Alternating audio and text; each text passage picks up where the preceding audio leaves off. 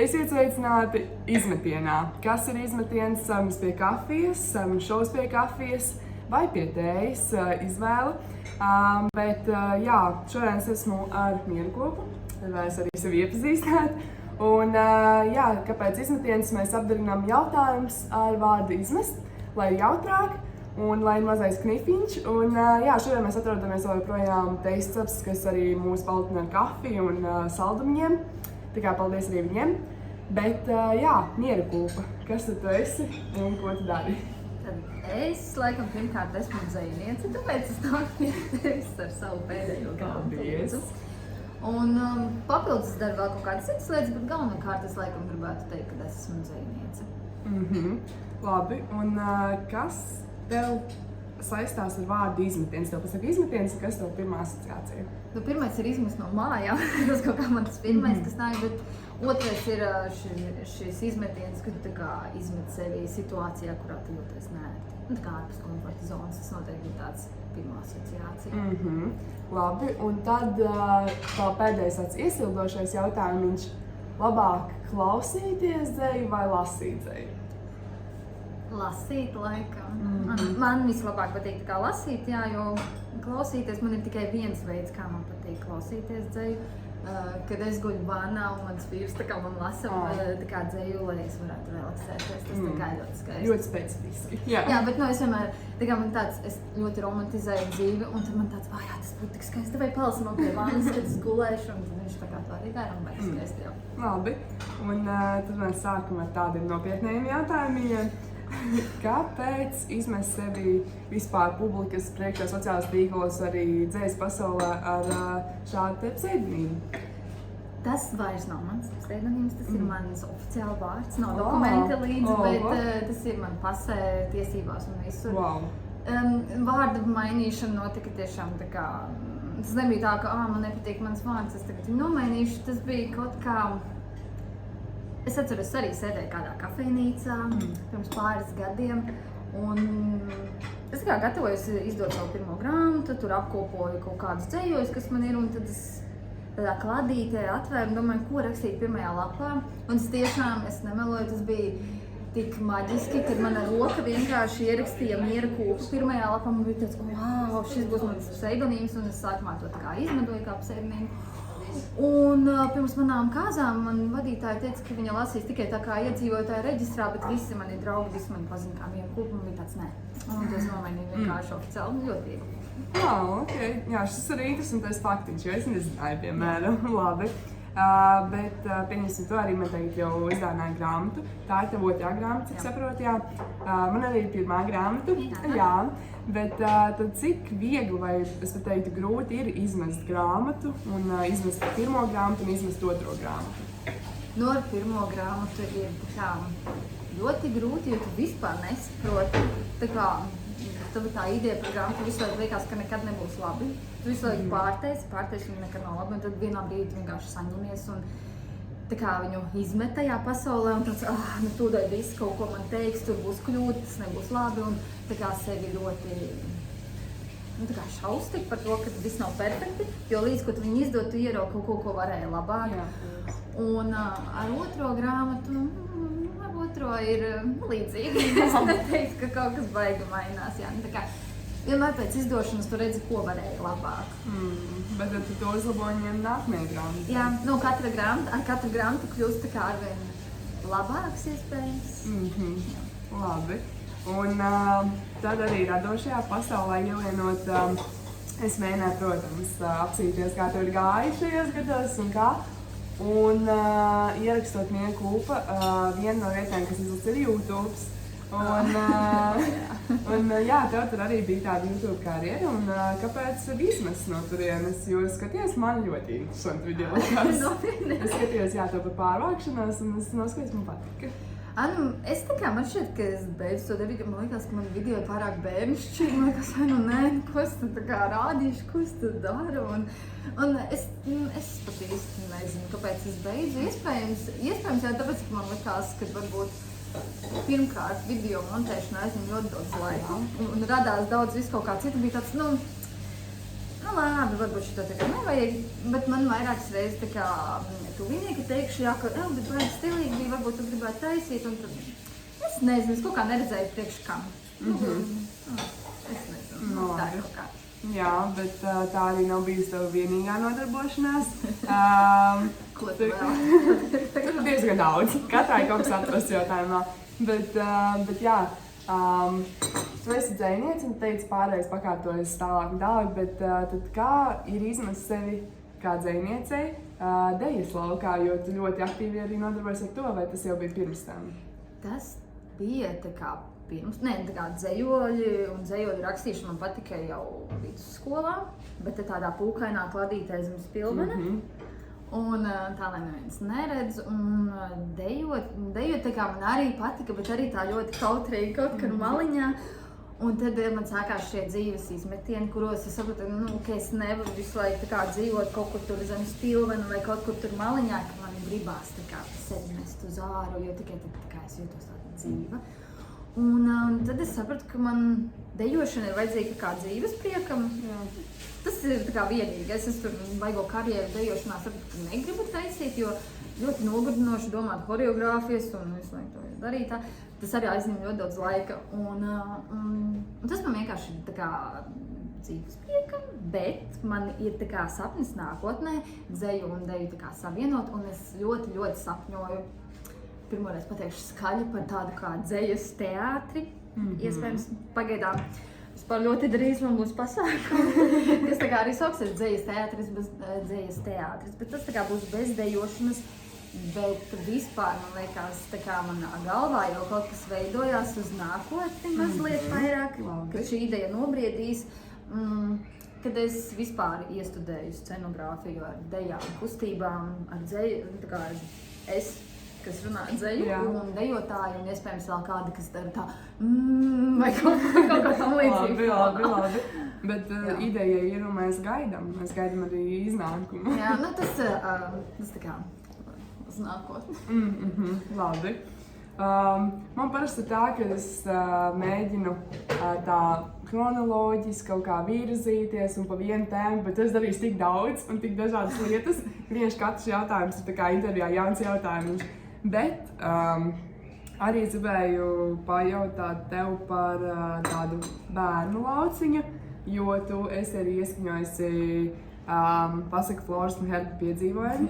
Jā, un kā tas ir tev izmesties šajā bērnu lokā? Tas tā kā vairāk tapa tāpēc, kad mans vīrs nodarbojās tur ar bērnu nometnēm, visādiem pasākumiem, viena no lietām, un man pašai ir 2 bērni, un tad tā kā mēs gribējām iestudēt kaut kā tādu kā lūgu, jo sākumā mums bija arī tāds, es pati uztaisīju, tad kā skatuve ar caurumu, es nezinu, kā dekorācijas, un bija tādas zeķes, bija Flora un Herbs, un tas bija tā kā zeķu teātris, un šī pasaka tā kā gāja fonā. Un tad pēc tam viņa palika tikai kā audio pasaka, ko es sākumā liku saviem bērniem. Vakarāk viņa saka, palasīs grāmatiņu, tad paklausies šodien, kā mēs uz to telefonā. Idejiski, bet tur kaut kur tas palika, bet mums arī ir doma varbūt nākotnē taisīt kaut kādus tādus. Man ļoti patika šī mazā zeķu izrādes, tā kā būtība, tikai vēl nesaprotu, kā īsti to tā kā līdz galam. Lai nav jāsēž ar saliektu muguru visu izrādi, jo, tā kā es nezinu, kā tas notiek īstenībā, bet mēs darījām, kā mācējām, arī to. Labi. Tu esi dzejniece, tu esi dejotāja, tu ieskaņo audio pasakas, tev ir bijis arī YouTube kanāls, un vēl tu esi pamanījusies arī nodarboties ar mākslu. Arī tādā varbūt bērnu pasaulē un ilustrēt tātad grāmatu Doktors Hashtags un prāta kontroles gadžets. Un kā tad bija atkal izmest sevi ilustrāciju lokā, jo tiešām tik daudz izmetienu visās jomās? Arī sākumā tev liekas, ka tas, ko tu dari, ir mēsls.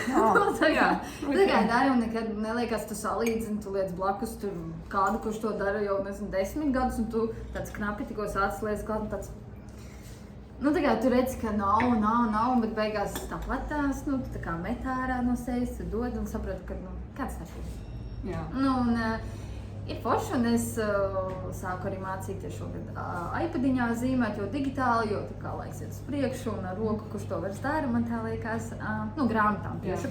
Un tā kā mēs ar vīru izdodam daudz grāmatas, vispār viņš izdod, es izdodu, tad mums noderēja ģimenē kāds, kurš māca digitāli zīmēt, tāpēc es tā kā mācos arī to tagad darīt. Bet to dara pašmācības ceļā, ja? Jā, YouTube ir diezgan daudz. Jā. Bet tad ir doma, tev ir tas, lai ir kāds ģimenē un arī doma tālākajiem projektiem, to visu saglabāt tās zināšanas. Jā, tikai priekš sevis es tā uz āru, man nav laika noteikti zīmēt citiem, bet tā kā priekš savām grāmatām, vīru grāmatām. Labi.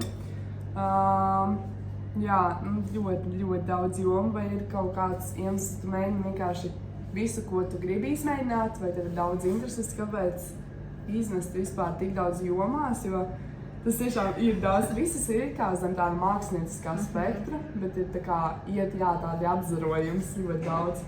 Vai tev arī varbūt tev bērnībā jau bija tā, ka tev bija ļoti daudz interešu un kā? Es pat nezinu, kāpēc es tā daru. Man liekas, ka vienkārši vienu brīdi dzīvē šīs lietas vairāk vai mazāk apvienos. Man šķiet, ka es sevi mazliet iemācos kaut ko tur, un tad es jūtu, ka tas nav īsti dzēja, tas, ko es tā līdz galam gribu, līdz pēdējai dienai, līdz pēdējai stundai, ka tas ir mans, to tā kā es gribu. Vai es gribu 60 gados dejot uz skatus, diez vai nē, gan jau. Es domāju, ka tas vienkārši ir manas tādas radošās izpausmes tajā brīdī, kad esmu brīva no viena projekta, es pievēršos citam un tā es slīdu pa dzīvi. Kaut kā tā. Labi. Un mēs esam pie viena tāda nopietnā, lielā pirms pēdējā jautājuma. Tas arī, par ko es lieku bieži aizdomāties cilvēkiem. Kas tad ir tavs lielākais izmetiens dzīvē? Jā, tu man iepriekš teici tā lielākais izmetiens. Jā, man liekas, ka tāds lielākais, kas man nāk prātā, tas bija ļoti, ļoti sen. Lieliskā matemātika, pirms kādiem 7 gadiem varētu būt apmēram. Es biju ļoti kautrīga, ļoti tādu uz iekšu vērsta, ļoti. Es vispār biju ļoti kautrīgs cilvēks kādreiz. Tagad arī, tikai tēloju, ka neesmu. Un tad viena meitene, es atceros, sēdēju tur kaut kādā autoskolas kursos, tur sēdēju, un viena meitene rakstīja, ka viņai vajadzīga meitene uz body art konkursu, kur tas ir pliks un tevi tā kā apglezno. Man bija tāds, nezinu, bet man iekšējā balss saka, ka man jāiet. Es tā kā pārvarēšu savu kautrību, un tas tā kā būs tas. Un īstenībā tas tiešām ļoti nostrādāja. Es aizgāju uz turieni, es tur biju plika, man tur sazīmēju, un tad izskatījās, ka man ir drēbes. Tā kā rītīgi, tur pat mans bērns man neatpazīta. Tā kā es ļoti biju vispār pārticīta, un mums bija arī deju priekšnesums, un tas bija tajā kaut kādā lielā hallē, kaut kāds milzīgs pasākums, es īsti neatceros, kas tur angliski nosaukums, es negribu pateikt.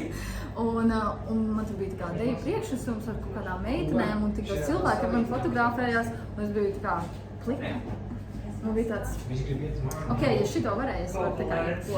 Jā, tas bija tāds man tiešām tāds pirmais lielākais, kas man lika ļoti saprast, ka īsti jau nekam nav nozīmes, un daudz kas tā kā nav tā kā tas liekas.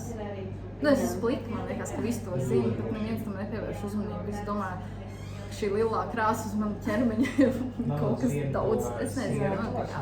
Man liekas, katru reizi, kad mēs runājam par šiem lielākiem izmetieniem dzīvē, mēs nonākam pie tā, ka īsti nevienam neinteresē tas, ko mēs darām. Vajag darīt, jo vienkārši darīšanas pēc arī, jo nevienam īsti neinteresē, ko tu dari, kā tu dari, jo viss tāpat koncentrējas sevi. Un tā būtu tā lielākā, man liekas, atziņa ne tikai no šīs, bet no visa podkāsta. Un bet tad pēdējais tāds jautājums, es varu teikt, tas ir jautājums vispār. Katrās epizodes beigās es lieku saviem viesiem pateikt kaut ko skatītājiem, ja klausītājiem par to, arī tādu varbūt atziņu, ko tad būtu vērts izmest no prāta, izmest no dzīves materiāla vai arī vērtības ziņā. Un ko tad tu teiktu? Ko ir vērts izmest? Nu, visdrīzāk jau tā kā domas par to, ko domās par tevi citi, jo citi par tevi nemaz tā īsti nedomā. Jā, tā kā nedrošību izmest, jo kāda jēga ir dzīvot, nu kāda vispār visam ir jēga, ja tu nedari to, kas ir tava jēga. Dzīvē nav jēgas lielam, ja tu viņai pats neuzties kaut kādu jēgu. Jā, es piekritīšu. Bet jā, mēs esam ļoti veiksmīgi nonākuši arī līdz galam. Jā, tas, ko es gribēju pateikt, tad mēs gribam arī, ja kāds vēl izmantot mani grib redzēt vienklubas progresu, tad pirmkārt ir jāizsver mirāža, un tad arī ir jāiegādā šī grāmatiņa. Kura drīz būs grāmatnīcās, jo viņa ir beigusies. Wow, jūs jau saprotat, ka tā ir laba grāmata, jo viņa beidzas Nakts mani zog, Zeja un stāsti. Tā kā, jā, es domāju, mēs veiksim, un es iešu mājās, man ir kāds mazs brīvs laiks, un es iesākšu, un šī būs mana katra rīta tramvaja deva. Bet jā, tā kā paldies arī Mierkūpai, paldies Teistas par uzņemšanu kārtējā reizi. Un tad šo mēs varam klausīties un skatīties visās vietnēs, kuras šo varēšu un nevarēšu ievietot. Un tad jā, tiekamies arī nākamajā oriģināli, neoriģinālajā sarunu šovā Izmetiens. Un tas arī viss šodien no mums. Un tā.